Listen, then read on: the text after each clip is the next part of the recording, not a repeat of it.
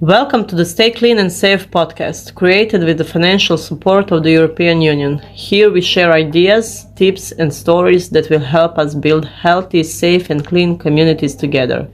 Let's get started. Welcome to our podcast. Today we have Leila with us. Welcome. Hello everyone. To begin with, what does work-life balance actually mean? When we talk about work-life balance, most people immediately think of a 50-50 split, but that doesn't exist. So balance really means that we have the opportunity to be active at work, but also in our private lives, which means that we are not bored and do not suffer. Why is this balance particularly important for young people who are just entering the job market? It is important because when we talk about young people, you are at the beginning of your careers. You are forming your work habits. If these work habits are not formed correctly, then in the future this will become apparent through the consequences of burnout or some other possible mental disorders. What are the most common challenges young people face in finding balance? Time management, also environmental pressure and enormous responsibilities.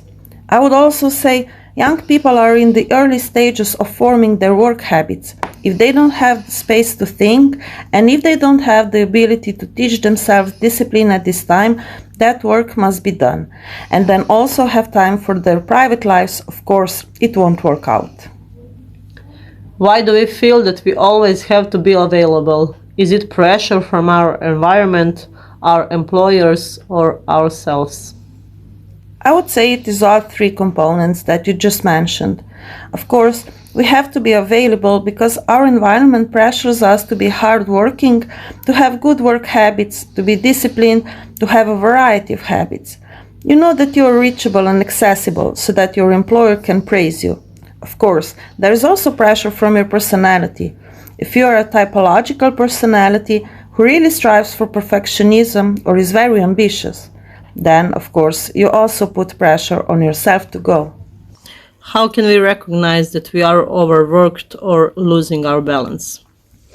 I always say there are physical, emotional, and cognitive signs. For example, memory loss, tremors, nausea, a complete loss of energy and interest in socializing, in friends, in family, in activities that you always actively participated in, but also emotionally, in the form of outbursts, or conversely, you no longer show your emotions to others. This means all three components. It is expressed emotionally, cognitively, and physically. If we see one component or that it is full of it, of course we need to seek help. How we can set healthy boundaries, for example, regarding working hours or availability? I always say, young people, but also those of us who from other generations, take a look at that. This is especially important at the beginning when the contrast is still on the table. If you see that your employer offers flexible working hours, for your well-being, at least one happy hour, as we say, during which you can go to the gym or whatever. You don't have that micromanagement. This means that as a person who is just starting their career, you have to set healthy boundaries for yourself, for your whole life. Because of this, never allow yourself, but also others, to micromanage, to cross the boundaries of your life. You can also stand up for yourself and say that we are currently in a more hybrid environment, so we can say that we also have flexible working hours. So it is not necessary to work from 7 to 3 or 7 to 5 anymore. Because now this whole period is based on the fact that we have more quality than quantity, which means more quality work than quantity, or how many hours we have spent. How exactly does this affect our mental health and general well-being? When we talk about mental health, well-being at work, well-being in our private lives, there is at least one component that if it has gone down, even just a little, we also feel it in our mental health. This means that mental health suffers.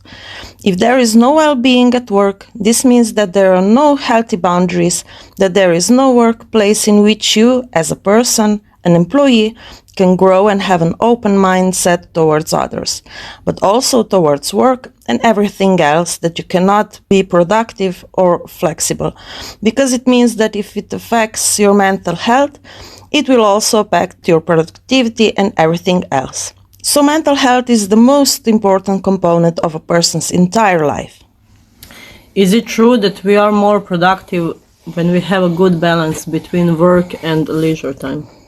Of course, productivity always stems from how relaxed we are, how well we sleep, and whether we have eaten well. Of course, because food is very important for the brain. If we don't have time to eat at least one healthy meal, it means that our brains cannot evaluate themselves again, cannot grow. We cannot think, we may experience memory loss, loss of concentration, and this really affects that. So, of course, productivity is very much related to balance. And the most important thing about balance, if you want it, is to set boundaries. If you set boundaries, we achieve balance.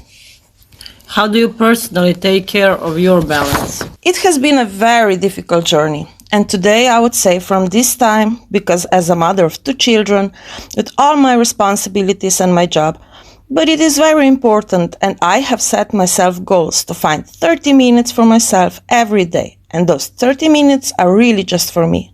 I have set appropriate boundaries in my private life.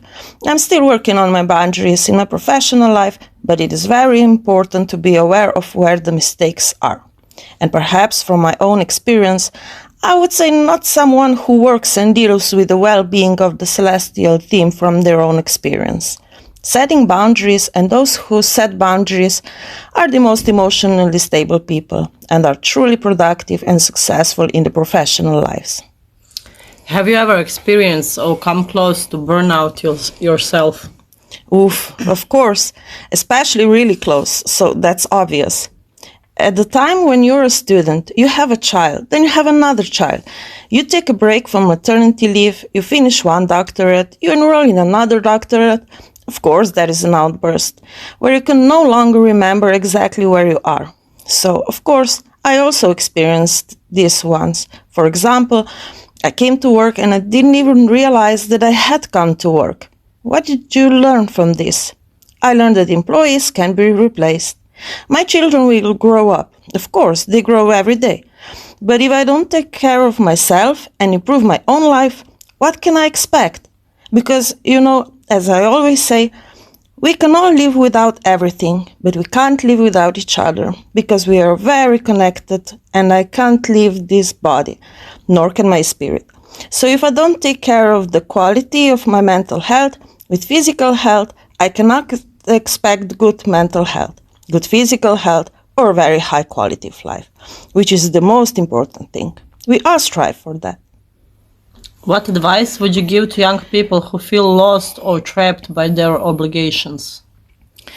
I think that at least once in our lives we all feel that way, that we are trapped by our obligations. I always say my advice this week is to do the most urgent things, and then I will rest more. The most urgent things, really do them. If there are 3 obligations, I always set 5. Those 5 this week, everything else can wait. I apologize, but everything can wait, so that I can at least relieve myself or get rid of this feeling that I'm lost between obligations and my life. So set yourself the most urgent tasks.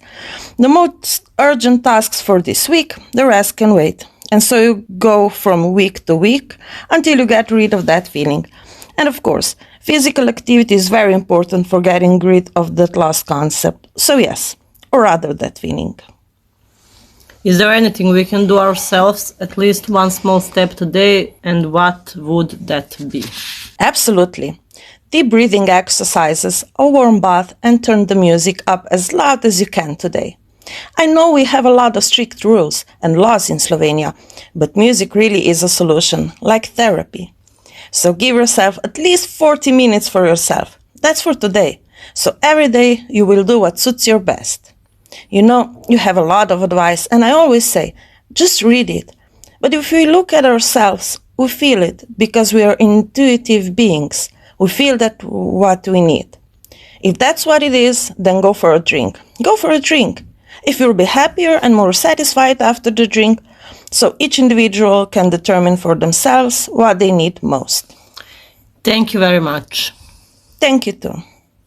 Thank you for listening to Stay Clean and Safe, a project funded by the European Union. Remember, small steps lead to big changes in keeping the world clean and safe. Be honest and be safe.